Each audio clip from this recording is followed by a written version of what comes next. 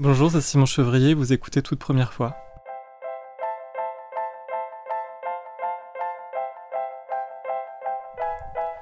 Photo sur demande de Simon Chevrier est un premier roman surprenant. Déjà par sa forme. Il s'agit d'un recueil de fragments de vie du narrateur, distillés sur plusieurs mois avant et après le confinement. Il surprend aussi par son sujet, l'histoire d'un jeune étudiant gay pris dans des tumultes familiaux et amoureux, qui tombe dans la précarité et en arrive à la prostitution pour s'en sortir financièrement. Mais surtout, ce qui m'a le plus surpris et touché est l'écriture de Simon Chevrier. Sous des airs de simplicité, elle se révèle complexe, poétique et vivante, notamment lorsqu'il raconte les rendez-vous amoureux de son personnage hors rencontre tarifée. Cette autofiction n'a pas seulement interpellé et chamboulé le lecteur que je suis, mais aussi les respectés membres du Goncourt qui ont décerné le Goncourt du premier roman à Simon Chevrier. Je vous laisse découvrir notre passionnant échange sur son livre, mais aussi sur la littérature queer ou sur les difficultés d'écrire sur des événements personnels. Toute première fois, saison 4, épisode 10, Simon Chevrier. Bonjour Simon Chevrier, nous sommes dans les bureaux des éditions Stock pour se rencontrer pour parler de votre premier roman, Photo sur demande, qui vient d'être publié il y a quelques mois donc, aux éditions Stock et qui vient de recevoir le concours du premier roman, après avoir déjà pas mal plu aux éditeurs et aux lecteurs. Qu'est-ce que tu ressens je t'ai vouvoyé, je t'ai retutoyé, c'est pas grave. Qu'est-ce que tu ressens du coup? Est-ce que c'est un peu excitant? Est-ce que c'est un peu... met la pression aussi de recevoir ce genre de prix? Oui, c'était clairement inattendu. En tout cas, pour moi, j'étais déjà très content d'être dans la sélection, mais j'avais du mal à me visualiser l'obtenir. et c'est vraiment une grande surprise. Je suis content. Tu disais que c'était comme attraper la queue de Mickey dans un manège, c'est ça? Ouais, c'est ça. Ça m'a fait un peu cet effet-là d'avoir décroché la queue du Mickey. Et du coup, ce métier dans lequel tu t'engages et dans lequel tu t'es déjà engagé, pour lequel tu viens d'être récompensé, c'était quelque chose pour lequel tu avais toujours rêvé, petit, genre quand on te demandait ce que tu voulais faire de la vie, tu disais écrivain? Non, du tout, je m'imaginais absolument pas écrivain. En tout cas, je m'imaginais même pas écrire ce qui pourrait ressembler à un roman. Et c'est en fait c'est vraiment venu avec le goût pour la lecture et comment dire et je pense que certains livres certains livres m'ont amené à l'écriture. Et en particulier par rapport à une période de ma vie qui était complètement difficile, qui était vraiment très difficile. Et en fait, j'avais trouvé ce refuge, en fait. J'avais trouvé l'écriture comme refuge pour pallier à des moments de ma vie qui étaient pas faciles. Donc c'est d'abord passé par la lecture de certains livres avant d'arriver par l'écriture du coup aussi, où tu t'es mis, j'imagine peut-être à faire des... Je crois que c'est les deux en même temps. Ouais. J'ai du mal, mais en fait oui, je dirais que j'écris depuis 2018-2019, mais sans avoir eu de... Enfin à la base, c'était pas du tout dans des écritures, dans du romanesque, j'avais pas vocation à comment dire... Oui, c'est ça, écrire du romanesque. Enfin, d'avoir un projet littéraire en tant que tel. Voilà. Je crois que tu racontes, c'était des fragments surtout de journaux un peu que tu écrivais, des textes comme ça personnels, mais du coup c'est assez récent finalement, du coup t'as découvert même de la lecture et de l'écriture. C'est quel livre qui t'a marqué? Je crois que tu parles d'Édouard Louis parfois en interview, je sais pas si c'est lui du coup. Je veux dire que oui, ce qui m'a marqué, en tout cas au niveau de la littérature queer, c'était En finir avec Eddie Bellegueule quand il est sorti. Je me souviens très bien de la sortie, de l'impact médiatique que le livre a pu avoir. Je crois que je l'ai lu moi un peu après coup, peut-être un an ou deux après. Je sais même pas si c'était... Non, je crois que c'était en grand format, il n'était pas encore sorti en poche. Mais en fait, celle-là, pour le coup, c'était juste je me disais juste que ah bah oui, cette littérature-là existe, mais c'est pas Édouard Louis. Enfin, du coup, c'est pas ce livre-là qui m'a vraiment donné envie d'écrire, mais c'est je me suis rendu compte que ça pouvait exister en fait l'autofiction ou le roman tiré d'une expérience personnelle. Parce que en fait à l'école ou à l'université, c'est pas ce type de livre-là en fait qu'on nous enseigne, qu'on nous incite à lire et en ça c'était plutôt une surprise à 24 ans si je me souviens bien, 23-24 ans de découvrir ce type de texte. Oui, déjà la littérature queer ou LGBT en général, on l'étudie pas du tout. Pendant longtemps, moi j'ai cru que ça n'existait pas pratiquement, avant de découvrir justement certains avec lesquels on le compare son nom m'échappe alors que c'est un de mes auteurs préférés, qui a écrit à l'ami Hervé Guibert. Voilà, et on a parlé aussi de Guillaume Dustan, et c'est vrai que c'est des gens qu'on découvre sur le tard finalement, parce qu'on c'est tout un pan de littérature qui inexistant pour des jeunes pas encore queer, mais qui se découvrent queer en tout cas. C'est ça. Mais même Guillaume Dustan, moi je l'ai découvert au moment où je commençais à écrire. Ah ouais. Et en partie sur des textes qui pouvaient s'apparenter à ce qui est devenu photo sur demande.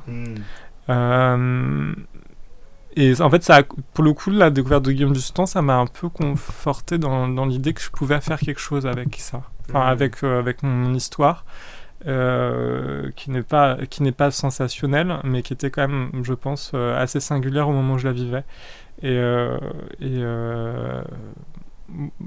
Voilà, enfin, Guillaume Dustan, entre autres, m'a aidé dans l'écriture, je crois, enfin, ses lectures. Ce qui t'a aussi aidé du coup dans l'écriture, c'est le master de littérature que tu as fait au Havre.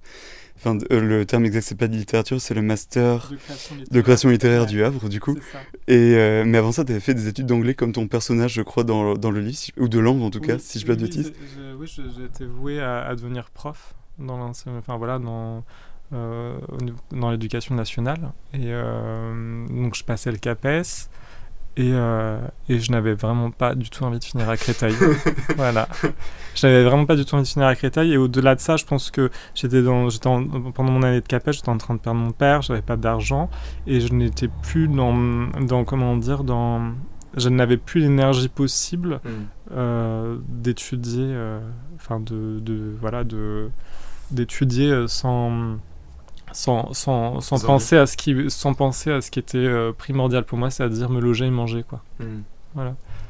Donc je vivais de briques et de broc à ce moment-là, quoi. C'est ce qui se retrouve dans ton livre, parce que du coup ça, c'est une grande partie de la vie de ton personnage narrateur. Et du coup, à quel moment tu as eu la possibilité de penser à cette autre voie du coup qui s'offrait à toi? Comment t'as pensé justement à ce master-là? Et est-ce que c'est quand justement ça a commencé à se stabiliser, j'imagine, un tout petit peu plus ces périodes-là? C'était au deuxième confinement, en fait. Donc j'écrivais de mon côté déjà, mais c'était pas un livre, c'était juste des paragraphes, des pages, éventuellement des nouvelles, enfin, même s'il n'y avait pas de chute, mais voilà, enfin un texte, on va dire un texte, sans chute.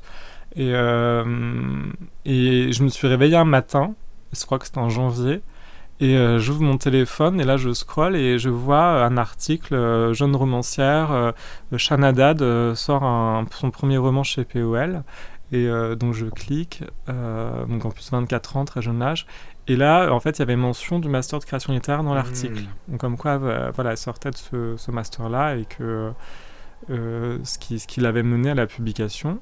Et je me suis renseigné ensuite sur internet où j'ai trouvé le site tout simplement du master et puis je crois qu'ils faisaient une pub pour les candidatures pour la prochaine promotion. Ouais, pour la prochaine promotion en septembre et du coup je me suis dit j'ai 4 mois éventuellement pour candidater pour composer un corpus de texte et en fait j'ai écrit un texte vraiment pour la candidature. D'accord. Donc qui se retrouve dans le livre, qui est d'ailleurs à la moitié maintenant, c'est même pas le début.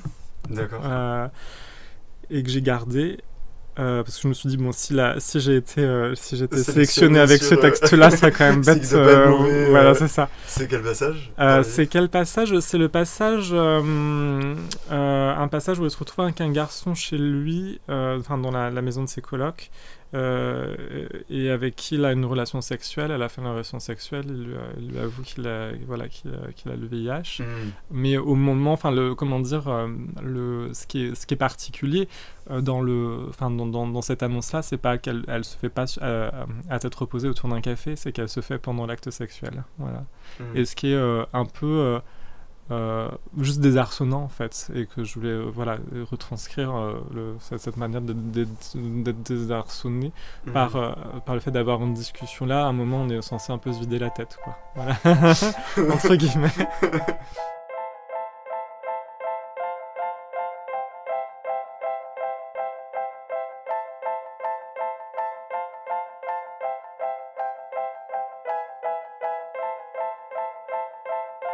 Roman, du coup, je le dirai forcément du coup dans l'introduction, mais donc il raconte l'histoire d'un jeune étudiant qui tombe dans la précarité et qui, pour s'en sortir, du coup, ne voit pas d'autre solution que de se prostituer sur certains sites, du coup, avec d'autres hommes. Ouais. Et en même temps, on suit du coup aussi ses errances amoureuses et son désir de trouver quelqu'un. Et en même temps, il y a aussi les aléas de la vie et donc du coup la mort de son père. Et donc du coup, tous ces détails, donc les gens qui écoutent le podcast comprendront qu'ils sont du coup inspirés, en tout cas. Une grande partie de ces détails de ta vie, peut-être pas tous, mais une grande partie. Ouais. Et c'est vrai que c'est un premier roman qui est très très fort, qui est du coup assez personnel. Et je me demandais, donc c'est pour ça que je me disais comment tu arrives à mettre à distance ça, en même temps à ne pas trop te perdre, parce que j'imagine que ça va être compliqué. Et en même temps, je me disais, quand c'est un premier roman, est-ce que c'est pas forcément l'œuvre la plus personnelle d'un artiste aussi, parce que c'est la première et peut-être unique chance, et j'ai l'impression qu'on met beaucoup de soi aussi dans ces premières œuvres-là. Est-ce que c'était aussi du coup pour toi facile finalement de parler de cette époque-là, et ça t'a permis peut-être aussi de mieux vivre cette époque-là, je sais pas. Moi je dirais que la distance que s'est trouvée lorsque comment dire quand ajouté le romanesque Non, j'avais plus dire en fait, j'avais plus parler du dispositif d'écriture que j'ai choisi. D'accord. C'est-à-dire de d'élaguer toute forme de psychologisation, de ne pas être dans l'explication de texte, ce qui peut arriver parfois dans certains romans. Enfin, je sais que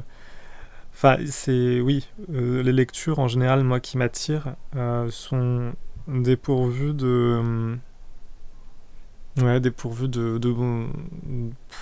misérabilisme, quoi. Voilà. Et c'est comme ça, je pense qu'on trouve la distance, parce que c'est quand même un sujet qui est pas simple.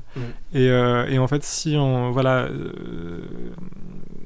l'écriture se perd dans des explications de pensée, dans du flux de conscience un peu pathos, quoi. Ouais. En général, moi, je trouve ça ultra mauvais. Dans les livres dont je tairai le titre, mais ça m'arrive, heureusement que c'est rare, mais c'est quand même assez, oui, ça m'est arrivé de tomber, et en fait je me suis dit ça c'est exactement ce que je veux pas faire. C'est exactement ce que je veux pas faire. Donc il y a eu et en fait et je crois que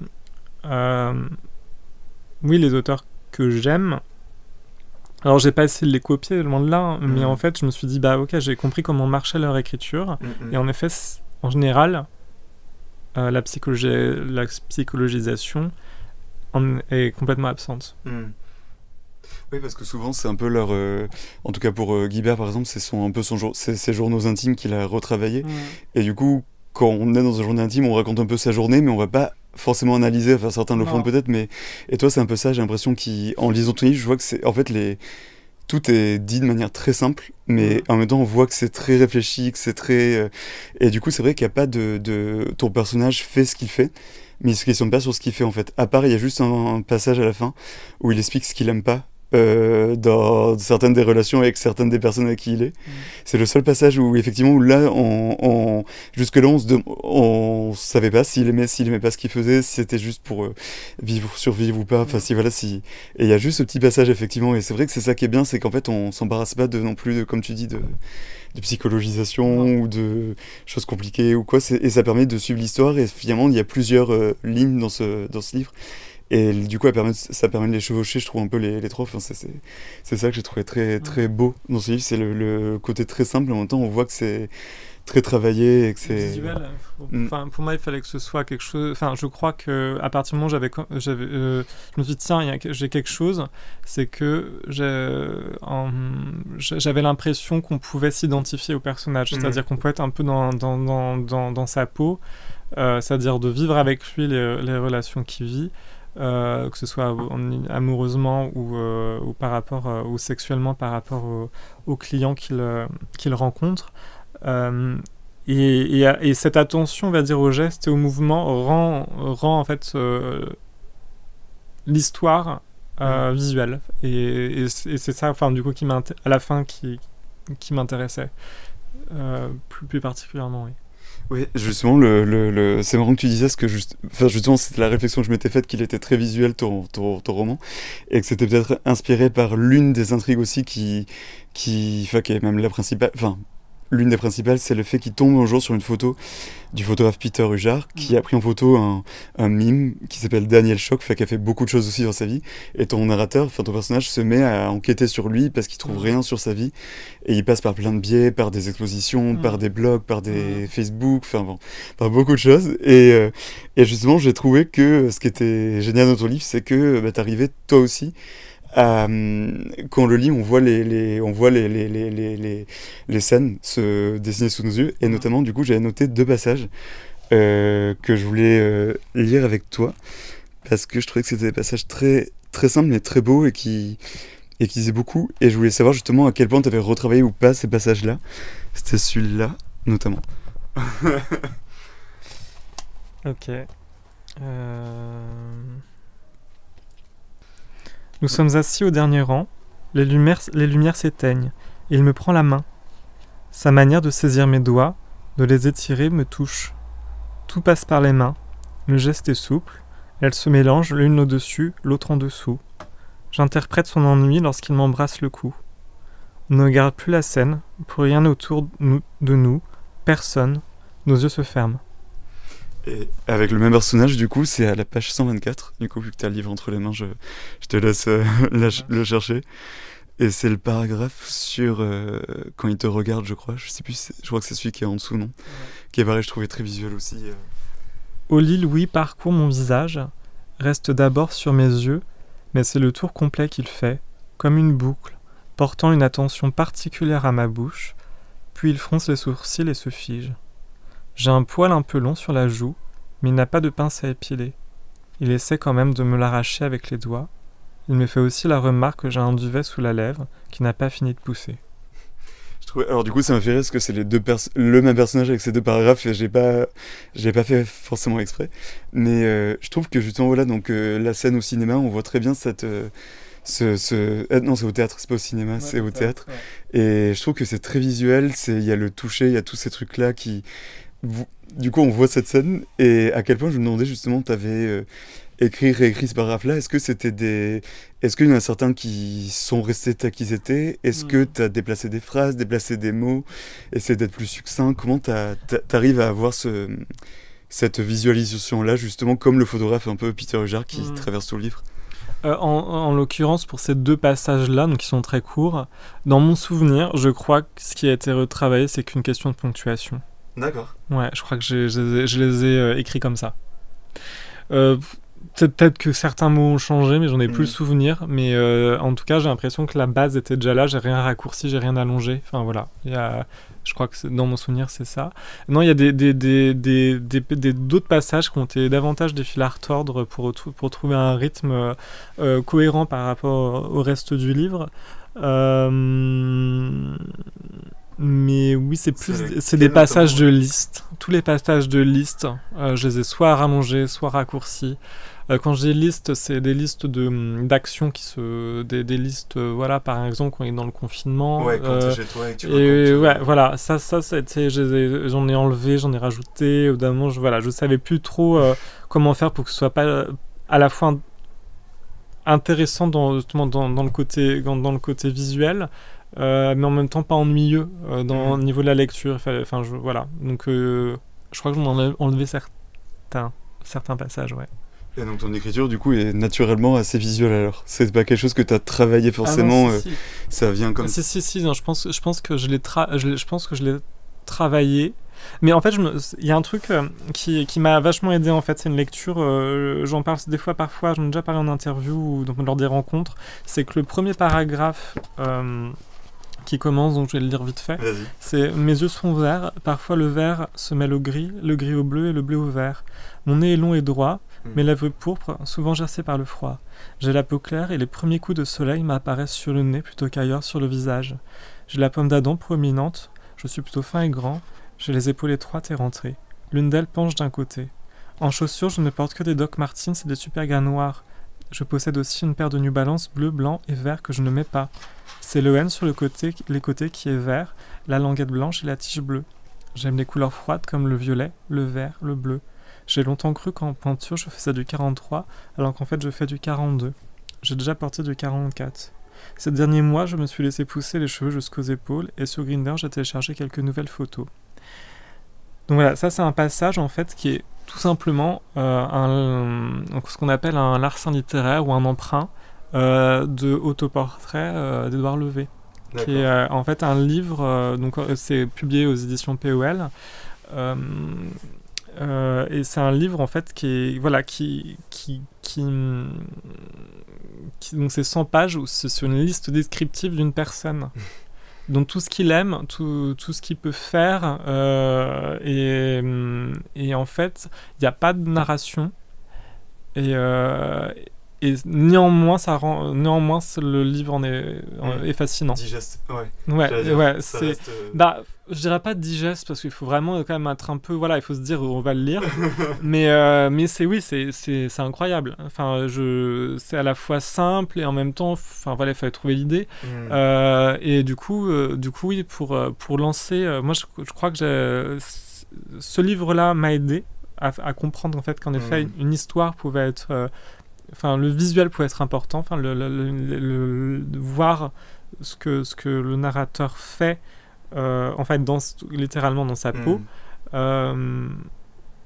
Et ça ne marche pas toujours. Moi, je trouve, on peut s'identifier facilement à un personnage, mais par contre, être à sa place, je trouve que c'est plus rare.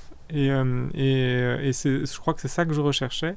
Et il y a un autre livre qui est aussi, qui est pour le coup un auteur, c'est un livre qui parle d'homosexualité en l'occurrence, qui s'appelle Je mange un œuf de Nicolas Page, qui a été publié justement par Guillaume Dustan aux éditions Ballant, me semble-t-il, quand il était éditeur là-bas, où sur 150 pages, 200 pages, pareil, il raconte tout ce qu'il fait, mais au niveau des faits et gestes.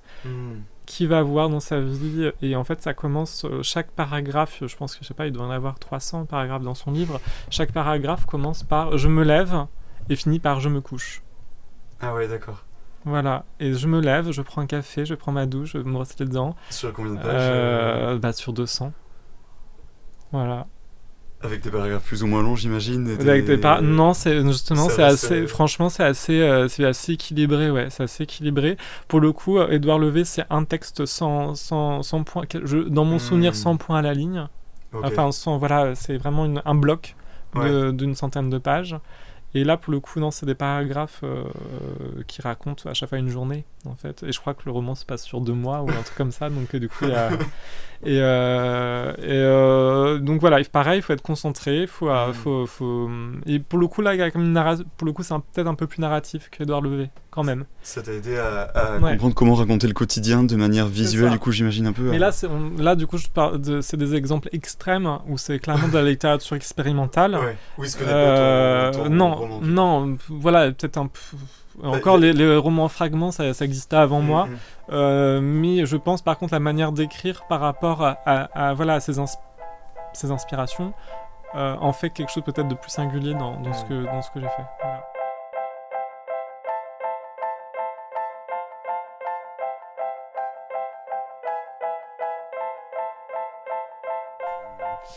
Comme tu le disais, donc que tu t'es tout de suite identifié à ces personnages-là, et notamment ces personnages de romans queer, du coup. Et c'est vrai que donc, ton roman, donc, c'est un personnage du coup queer qu'on suit. Et je trouve ça assez fort aussi comme premier roman, parce que je trouve que c'est une des premières fois où je me suis enfin reconnu en tant que trentenaire, gay, qui vit dans une grande ville, etc. Et comme d'autres lecteurs aussi, j'imagine. parce qu'avant toi, il y a eu Edouard Louis, mais Edouard Louis, c'était sur la période surtout adolescence, donc il y a eu ce roman d'apprentissage, mais plutôt période adolescence. Et avant ça, du coup, on doit remonter dans les années 90 avec Guillaume Dustan, Hervé Guibert. Et là, j'ai l'impression qu'il y a une sorte de renouveau d'auteurs. Donc, il y a toi, il y a Fatima Das, il y a Notis Pasco qui est signé chez toi, qui est la même éditrice que toi, si je dis pas de bêtises.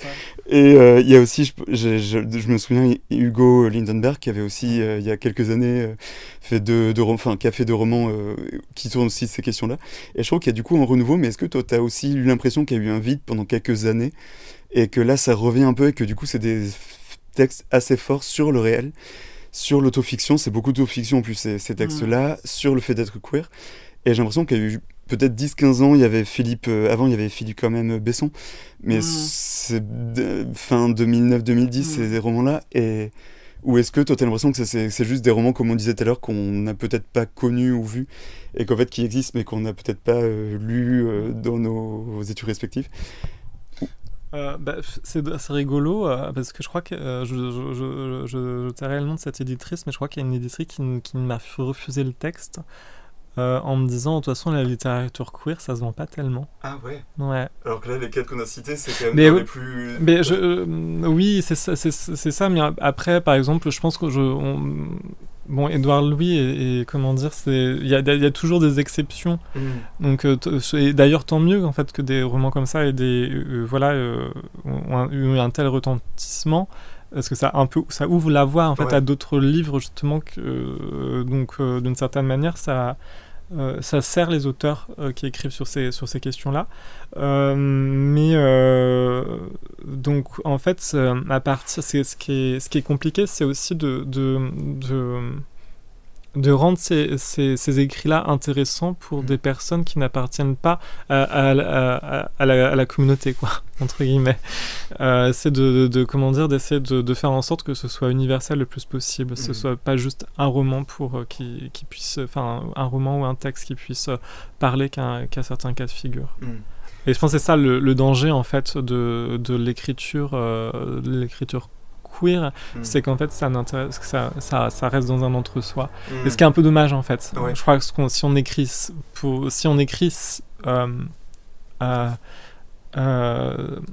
genre d'histoire, si on écrit nos histoires, c'est pour qu'elles soient aussi lues par le plus grand nombre, mais aussi pour certaines personnes en particulier, et qui ne pour certaines personnes, et que ce soit pas forcément seulement défini par leur genre. Voilà. Et en même temps, c'est intéressant ce que tu dis, je me disais, les auteurs du coup pas queer qu'on lit dans nos études, je pense pas qu'ils se soient posé la question de se dire je vais écrire pour plaire à un public qui ne me lirait pas ou connaîtrait pas ce genre. En fait, j'ai l'impression qu'on a un brevet de récit quand même hétéro, qui est la norme, et que je suis pas sûr que les auteurs se posent la question de se dire je vais mettre des éléments peut-être un peu différents pour plaire à un autre public, je sais pas trop. Après je pense pas que ce soit une question de calcul, mais c'est pas une question de calcul, mais après moi j'ai l'impression que c'est une réalité. Après je veux dire, ça reste subjectif, et puis peut-être que cette éditrice a tort en l'occurrence, mais si elle, après j'ai l'impression que ça sort pas de nulle part non plus. Oui, elle doit s'appuyer sur des ventes ou des choses qui existent. Et puis en effet j'ai quelques amis où c'est qui sortent des livres sur ces questions-là, et c'est on va dire c'est plus des succès d'estime que des succès commerciaux. Donc oui, après je crois en tout cas que en écrivant sur l'homosexualité ou peu importe sur des questions de genre, qui est en effet peut-être on a davantage une singularité à trouver en fait pour sortir du lot. Et mais après je pense que si c'est n'importe quel livre, n'importe quel sujet au final. Et pour finir, je me demandais, donc du coup, je crois que tu as dit en interview, j'ai vu déjà sur France 3, que tu préparais tu avais déjà commencé à écrire ton deuxième roman, et que je crois qu'il y avait déjà des allers-retours avec ton éditrice. Est-ce que tu peux peut-être nous dire où tu en es? Est-ce que les thématiques sont... Est-ce qu'on reste dans l'autofiction? Est-ce que tu changes totalement justement d'univers ou... Non, on va rester dans l'autofiction pour le prochain. Et Non, en fait, c'est des deux univers qui se complètent assez bien. D'accord. Ces deux univers qui se complètent assez bien. Il y a toujours un rapport à l'image très important. T'as découvert une autre photographie de Non. Peter Hujar Non, c'est oui, mais oui, la photo a un lien toujours. Il n'y a pas d'enquête, D'accord. mais il y a un lien avec la photo.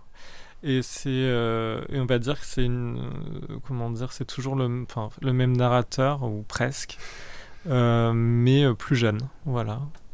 Donc, t'appréhendes un peu avec justement le succès de ton premier. ouais. Est-ce que ça influence un peu la manière dont tu vois où écrit le deuxième ou pas du tout? Pas tant que ça en fait. Le deuxième c'est écrit avec beaucoup plus de confiance. Ah. Parce que en fait je pense que mon deuxième est mon premier en réalité. C'est-à-dire D'accord. que j'avais cette idée-là avant Photo sur demande. Chose que je l'avais pas abouti en fait de la manière de la même manière. En tout cas c'était resté à une étape de projet non littéraire en tous les cas. Et que oui, à la base, je pense que je l'imaginais comme un témoignage, mais finalement, non, ça a pris, on va dire, ça a pris forme de façon plus romanesque. Voilà, en tout cas, il est rendu, il est en lecture. Il y a eu une première lecture de fait où clairement le projet est validé en soi en tout cas par elle. Après il y avait des petites choses à revoir. Voilà. Et je ne peux absolument pas dire quand il sortira. Il faut laisser un peu, je pense, avec ce livre-ci vivre encore un peu. Et puis, mais j'espère dans pas trop longtemps quand même. C'est un peu comme une deuxième première fois du coup, vu que c'était ton premier texte que du coup tu sors après. Ouais, c'est pas vraiment. Oui, c'est ça, c'est pas vraiment. Ouais, on va dire c'est les premières ébauches les premiers écrits que j'ai pu faire. Où j'ai pu expérimenter dans l'écriture en fait étaient sur le sujet du deuxième. Voilà. Peut-être qu'on se revoit pour un autre épisode de ta nouvelle première fois qui sortira bientôt. En tout cas, deuxième fois. Ta deuxième fois du coup. Merci beaucoup Simon, en tout cas c'était très chouette. Merci à tous d'avoir écouté cet épisode.